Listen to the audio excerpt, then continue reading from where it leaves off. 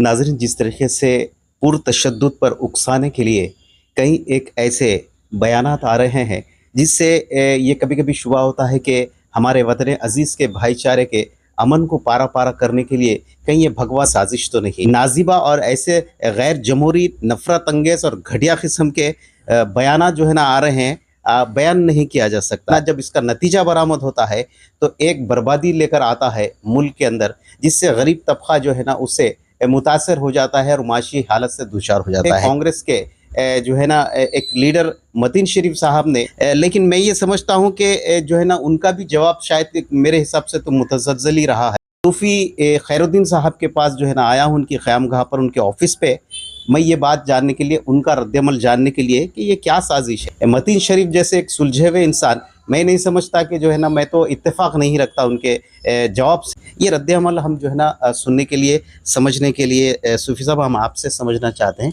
कि ये मुल्क किधर जा रहा है, आखिर ये मुल्क के कायदीन क्या कह रहे हैं। एक उकसाने वाले अल्फाज, तो इसमें जो है डेमोक्रेसी के अंदर क्या जो है ना, और हमारे जमहूरियत के अंदर ऐसे अल्फाजों का, जवाबुल जवाब का, सवाल या ऐसे जवाब का क्या मुकाम है? क्या ये हमारे जमहूरियत का इस्तेहसाल नहीं? आप मतीन शरीफ साहब के बयान से क्या इत्तेफाक रखते हैं? आपका रद्द-ए-अमल क्या है? अस्सलाम वालेकुम रहमतुल्लाहि व बरकातहू। आपके सवाल का पहला हिस्सा आपने ये कहा है कि हमारा मुल्क किधर जा रहा है और मुल्क के क्या हालात हो रहे हैं, कि खैर अभी भी भारतीय और भारत के मुसलमान अदलिया पर बिल्कुल अपना ईखान रखते हैं कि हमारा मुल्क क़ानून की हुक्मरानी पर चलता है, लेकिन आज क़ानून को भी सुपुस्तास किया जा रहा है। तो इसके लिए ज़ाहिर बात है कि इसके ज़िम्मेदार हम भारतवासी हैं। हम भारतवासी हैं। क्या हम आज के इस दिन के लिए हमने अंग्रेज़ों से लड़कर लाखों की हमने कुर्बानी देकर हमने इस मुल्क को आज़ाद किया था? हाँ, क्या इसी दिन के लिए कि आज हमारे हम वतन खुद हमारे खून के प्यासे हो जाएं? मैं यहाँ पर किसी कम्युनिटी की बात नहीं कर रहा हूँ, किसी कम्युनिटी की बात नहीं कर रहा हूँ, मैं आम बात कर रहा हूँ। तो क्या इसी दिन के लिए हमने इतनी बड़ी बड़ी कुर्बानियाँ दी थी? हाँ, तो ये सोचना चाहिए हमको, इस पर जो है ना गौर व फिक्र करते हुए इसके सद्देबाब के लिए दानिश्वरा ने कौम को मिलकर इसका एक कुछ रास्ता का इसका तयन करना चाहिए। पहला आपका सवाल का जवाब हो गया। और दूसरा आपने जो सवाल किया कि हमारे कांग्रेस के खदावर लीडर हैं मतीन शरीफ साहब, वाकई आपने कहा कि वो बड़े सुलझे हुए इंसान हैं, संजीदा इंसान हैं, और अल्हम्दुलिल्लाह उनसे मेरे बहुत अच्छे ताल्लुकात है। अब ये और बात है कि अगर वो ना समझे तो अलग बात है, लेकिन मैं तो अभी भी उनकी मैं इज़्ज़त करता हूँ। अभी देखिए साहब, गोया कि आप उसूली जो है उनसे इख्तिलाफ रखते हैं, उसूली इख्तिलाफ? नहीं, मेरा हर हुकूमत से मसाइल के ऊपर इख्तिलाफ बराबर रहेगा। इससे पहले जो BRS हुकूमत थी, हम मसाइल और उसूल की जंग लड़े। हम अल्हम्दुलिल्लाह कामयाबी अल्लाह ताला जो ना हमको हमारे तेलंगाना के वासियों को अता किया। और यहाँ पर भी जब कांग्रेस की हुक्मरानी आई तो यहाँ पर हम उसूल के लिए लड़ रहे हैं। हमको किसी की जातियत से कोई सरोकार नहीं है। अब देखिए 12 रबीउल अव्वल को कांग्रेस के कायद मुझे ब्लड डोनेशन कैंप में बुलाए, हालांकि मसाइल के ऊपर हमारे इख्तिलाफ हैं और उनके भी खिलाफ मेरा बयान जारी हुआ। जब उन्होंने मुझे इन्वाइट किया मैं फौरी पहुंच गया और पहुंच के बोला कि जातियत से आपका मेरा कोई ताल्लुक़ नहीं है, कोई दुश्मनी नहीं है, आप बहैसियत इंसान, बहैसियत मुसलमान आप मेरे भाई हैं। हाँ, लेकिन उसूल और जो हमारे मसाइल है उस पर हमारा इख्तिलाफ है। तो हमारे मतीन शरीफ साहब से भी मुझे जातियत से बहुत अच्छे इंसान है, वो काबिल है, संजीदा है, सुलझे हुए इंसान है, लेकिन कांग्रेस हुकूमत आने के बाद उनके नज़रियात में तब्दीली आ गई। ये हमारे लिए अफसोस की बात है। यही कांग्रेस की हुक्मरानी से पहले BRS सरकार के ताल्लुक से जारिहाना रवैया उन्होंने इख्तियार किए हुए थे। मुसलमानों के KCR को पहचान, वो तो उनका एक टाइटल था, लेकिन उसके अंदर ऐसे ऐसे पर्दे फाश करते थे वो, हाँ, कि मैं ये यकीन से कह सकता हूँ कि बीआरएस के ताबूत में वो भी एक कील काम करी। क्या बात है, सही बात। वो भी एक कील काम करी। अब ये इस हकीकत को खुद कांग्रेसी और चीफ मिनिस्टर साहब भी नजरअंदाज कर दिए। ये बदबख्ती है कांग्रेस की, क्योंकि बीआरएस के दौर में कांग्रेस के कायदीन ने जो बढ़ चढ़कर बीआरएस के चेहरे पर से जो नकाब निकाला है, आज उनकी कदर नहीं है पार्टी में। ये भी मुझे अफसोस है, ये भी मुझे अफसोस है, दुख है कि जिन्होंने कांग्रेस को लाने के लिए एक बड़ी पार्टी से उन्होंने जो बरसरे इख्तिदार है उससे उन्होंने जो ना मुकाबला किया और आवाम में शऊर बेदार किया, आज उनको जो ना नज़रअंदाज कर दिया गया। तो अब इन हालात में हमारे मतीन शरीफ साहब का रवैया एकदम ऐसा बदल चुका है जैसा कि उस वक्त बीआरएस हुकूमत के मुस्लिम कायदीन का रहता था। वो बात इधर आ गई। तो अब हमारे मतीन शरीफ साहब जो राहुल जो धमकी दिया है, तो मेरी अपनी जाती राय तो ये है कि उसको ये धमकी देने की जरूरत कैसा पैदा हुई। सब मैं यहाँ पे आपको मैं रोकना चाहूँगा। सूफी साहब, मेरा बोलना ये है कि भारतीय जनता पार्टी यही चाहती थी कि कांग्रेस के कायद के ऊपर तनकीद करके कांग्रेसियों को ये जो आने वाले जो इंतखाबात है 2-4 स्टेट का, जिसमें से 2 का है, तो वो स्टेट में तवज्जो हटाने के लिए वो लोग एक जाल बिछाने की कोशिश करे। शायद क्या मतीन शरीफ साहब जैसे लोग क्या वो जाल में आ गए? मैं वही कहना चाह रहा था। तो इतना बड़ा जुमला कहने की जरूरत इसलिए पैदा हुई कि आज कांग्रेस में इत्तेहाद नहीं है। अच्छा, पहली वजह ये है कि कांग्रेस में जो इत्तेहाद होना चाहिए और कांग्रेस के जो सीनियर कायदीन हैं उनको जो पार्टी में मुकाम मिलना चाहिए, हाँ, और जहाँ जहाँ कांग्रेस की हुकूमत है वहाँ के जो कायदीन को जो उनका हक मिलना चाहिए आज वो नहीं है। तो जिसकी वजह से कांग्रेसियों में भी एक मायूसी की लहर दौड़ गई। इन्हें आपका इशारा अक़लियती कायदीन की तरफ है या जनरल अक़लियती कायदीन की तरफ ज़्यादा है? अच्छा, ज़्यादा ज़ाहिर बात है भाई, मैं अक़लियत से हूँ तो मैं अक़लियतों की, मेरे भाइयों के हक़ की बात करूँगा ना। हाँ, अक्सरियत के वास्ते तो बहुत कुछ मिल रहा वहाँ। अब आप देखिए, हमारे पास हुकूमत बन के 10 महीने के करीब हो रहा, आज तक हमारा एक मिनिस्टर नहीं है, तो ये जुल्म हो रहा। तो अब सितम ज़रीफ़ी की बात यह है कि हमारे कांग्रेस के अक़लियती कायदीन इसके लिए आवाज़ नहीं उठा रहे। ये जो हरकत है काबिल मज़म्मत है, उसको तो फौरी सज़ा मिलना चाहिए कानूनी तौर पर। हम तशद्दुद की बात नहीं करेंगे, हम जो ना हम सलामती के मज़हब पे को मानने वाले हैं, हमारे पास तशद्दुद की कोई गुंजाइश नहीं है। तो कानूनी तौर पर कानून को अपना काम करना चाहिए, हाँ, और उसके ख़िलाफ़ जो है ना पुलिस खुद मुकदमा दर्ज करना चाहिए, लेकिन नहीं कर रही। वजह उसकी ये है, अभी मैंने पहले आपसे कहा है कि आज कानून के रखवालों पर से भी जो है ना एतमाद उठता जा रहा है। तो ये हमारे मुल्क के लिए बहुत बड़ी ख़तरनाक चीज़ है ये।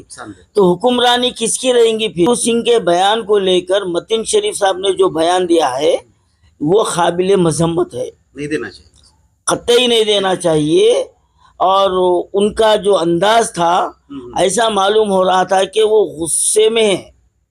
अब उनका वीडियो बोलने का अंदाज देखिए आप, बड़े गुस्से में है भाई। लीडर है, हमारे कांग्रेस के लीडर है, उन्होंने तकलीफ होती है, जो कांग्रेसी नहीं है उनको भी होती, आपको ज़्यादा हुई। मगर मैं एक सवाल पूछता हूँ हमारे मतीन साहब से, बड़े अदब व एहतराम से, एक कांग्रेसी कायद के साथ अगर ये जुमले इस्तेमाल किए गए तो आप फौरी उसके ख़ानदान को ख़त्म कर देने की बात आप जो है चैलेंज कर दिए। तो मैं पूछना चाह रहा हूँ भाई, पहले आप मुसलमान हैं या कांग्रेसी है? मतीन शरीफ साहब से मेरा सवाल है, आप मुसलमान हैं या कांग्रेसी है? तो जाहिर बात है आप बोलेंगे भाई कांग्रेस तो बाद में देगा, पहले मुसलमान है। तो भाई आपका ये गुस्सा मोइनाबाद की मस्जिद की शहादत के वक्त क्यों नहीं निकला साहब? क्यों नहीं निकला? जो शहीद किया है आज वो खुला फिर रहा, आप अपनी हुकूमत के खिलाफ कोई धरना कहीं को नहीं दिया साहब। आप भूखरता आप अपने माइनॉरिटी कायदीन को जमा करके आप अपनी हुकूमत पर दबाव डालना चाहिए था। तो यानी आपको कांग्रेस के एक बड़े कायद से इतनी मोहब्बत और अल्लाह के घर से मोहब्बत नहीं आपको। हाँ, यहाँ पर आसिफाबाद में जैनूर में मुसलमानों पर इतना जुल्म हुआ, कोई कांग्रेसी गया हुआ? आप गए? मस्जिद की बेहुरमती हुई, आप एक मुसलमान है, आपको इतनी तकलीफ हुई? क्यों भाई, क्यों नहीं हुई आपको तकलीफ? आज आपको एक जुमले पे हम तेरे खानदान को खत्म कर देंगे, हालांकि कुछ भी नहीं कर सकते ये लोग। मैं चैलेंज कर रहा हूं, मैं ये कुछ नहीं कर सकते ये। तो यानी ये जो है ना अपनी वफादारी का मक्काराना इजहार कर रही और सुनने वाले ये समझते कि ये अपने मालिक से वफादारी का इजहार कर रही, हालांकि इनके कुछ काम आने वाला नहीं है, काम आने वाला नहीं है। अब आपको एक मिसाल देता हूँ मैं। अरे राजशेखर रेड्डी साहब जो क्या बोलते वो हादसा हुआ उनका, अब गांधी भवन में जो हालत थी, वो तस्वीर मेरे सामने है, वो सीन, वो राजशेखर रेड्डी की फोटो ऐसा पकड़ लेके ऐसा रो रही। औरत जो ना मर्द मरी तो नहीं रोती वैसा, मर्द बाप मरा तो नहीं रोता वैसा। तो ये मक्काराना इजहार है, ये हम इतने चाहने वाले थे। उसके बाद 4 दिन के बाद बर्खास्त। आज कोई पूछ रहा, राजशेखर रेड्डी के बेटे को पूछ रहा, या उसकी बेशर्मिला के साथ दुनिया का जुल्म हुआ, फिर कहाँ गई मोहब्बत? अरे साहब ये सियासी मक्कारी है ये, समझे आप? तो इससे कुछ फायदा होने वाला नहीं है, अलबत्ता हमारे मुल्क का माहौल खराब हो सकता है। और लोग चाह रहे हैं, वो लोग चाह रहे हैं कि आपको उकसाया जाए, आपको भिड़ाया जाए, दोनों कौमों को उकसा रहे। जाहिर बात है। अब देखिए आप, मैं ये यकीन से कह सकता हूँ कि हमारे जो सिख बरादरी के लोग हैं वो बीजेपी से कट्टर जो ना वो लोग दूर है, मुखालिफत रखते हैं। दूसरी बात ये है कि जो सिखों की जो आला जो मजहबी जो क़यादत होती है ना, उनकी तरफ से कोई ऐसा बयान नहीं, वो लोग देते भी नहीं भाई, बीजेपी के साहब ये। अरे जाहिर बात है भाई, हर कम्युनिटी के लोग जो बीजेपी में जुड़े हुए हैं उन्हें अपनी जो है ना पैदा करा सो बाप की वफादारी नहीं करता, सियासी आखा की करता। अब जैसा मतीन साहब कर रही, कभी इनके बाप को गाली दिए तो इनको इतना गुस्सा नहीं आया होगा, उसको बोलते चुनो जो ना फड़फड़ा रही। अरे तुम अल्लाह को मानने वाले, तुम अपने आप को मुसलमान समझने वाले, मस्जिद शहीद हुई आपको इतना गुस्सा नहीं आया? या मुसलमानों पर जुल्म हो रहा उतना गुस्सा नहीं आया? हाँ, और मैं मतीन शरीफ साहब के ताल्लुक से मैं इतना खुला मुखालिफत में मैं इसलिए भी बोल रहा हूँ कि ईद उल अजहा के मौके पर जो घरों में से जानवर ले जा रहे थे, तो मैं पहले तो उनसे फ़ोन पे बात किया था, वो कॉल मेरा वायरल हुआ। तो मैं यही बोल रहा था भाई आप रेवंत रेड्डी के करीबी है, हाँ, और होम मिनिस्ट्री भी उनके पास है, तो लिहाजा ये पुलिस का जुल्म बंद करिए। तो उनकी एक बात मुझे इतनी तकलीफ दी कि मेरे को वो कॉल वायरल करना पड़ा। उन्होंने छूटते बोलिए हमारे सूफी साहब कुर्बानी के लिए उसी जानवर पे डिपेंड कहीं कोई उसका मुतबादिल भी है ना, तो ये जुमला बीजेपी का है। आप जब जो है ना अपोजिशन में थे तो केसीआर से लड़े थे, और आप बरसरे इख्तिदार आ गए तो आप बैल की भी कुर्बानी न करो बोल रही। तो अब ये कहाँ पर आपका ईमान बरकरार रहा साहब? तो वहां से मैं उनके हर बयान की मैं मजम्मत करूं कि इन्हों अपनी जो ना कांग्रेस का रंग दिखा दिए हूँ। तो आज भी मुझे इस बात पर जो ना कहने के लिए इसलिए मैं मजबूर हो रहा हूँ कि आपको पहले ये सोचना चाहिए कि हमारे स्टेट में क्या हो रहा, इसके ताल्लुक से अब क्या ख़त्म होता है। आप जाके उसको आप बोल रही, फ़ोन नंबर दे के बोल रही वहाँ जाइए। खास तौर पे मैं आपको खत्ते कलामी की माफ़ी चाहता हूँ, सूफी साहब ऐसा नंबर दे के किसी को उकसाना और वो कुछ भी मसला हो सकता है। नहीं, इनके ऊपर केस भी बुक हो सकता, ऐसा केस भी बुक हो सकता, देना तो नहीं चाहिए, समझे आप? गलत है ना ये। अब मैं आपका नंबर दे दूं, इनसे सवालात करो बोल के, मगर मैं नहीं करता वो हरकत। फ़ोन कॉल यकीन मानिए आप 10-15 मिनट की थी वो, और मैं बारहा बोल रहा था देखो मतीन भाई आप जिम्मेदार आदमी हैं, आप ऐसे जुमले मत बोलिए कि पुलिस आके घरों के सामने से जानवर ले जा रही, तो अब आप बोल रहे उसी जानवर पर कहीं को आप मुशीर है, मुतबादिल है ना, तो यानी बकरे काटो, अब भैंस काटो, खुलगा काट लो, ये कहीं को। तो ये जुमला मुझे इतना गिरा गुजरा कि मेरे को वायरल करना पड़ा। हमारा कोई सरोकार नहीं है। जब कहाँ गई तुम्हारी गैरत ईमानी? मस्जिद का खातिर आदमी फेरा, 2 घंटे में बेल मिल गई, और ये पागल को नहीं मिलती। ये है कांग्रेस की हुकूमत, ये है कांग्रेस की हुक्मरानी, ये है कांग्रेसी कायदीन।